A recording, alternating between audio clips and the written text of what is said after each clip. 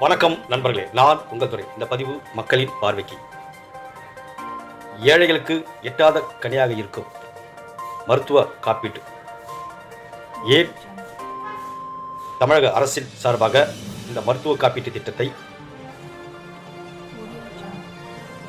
Ration கடைகளின் மூலமாக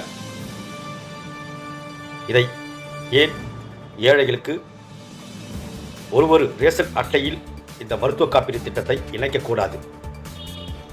பெரும்பாலான ரேஷன் அட்டைதாரர்கள் நடுத்தர ஏழை குடும்பத்தை சார்ந்தவர்கள்.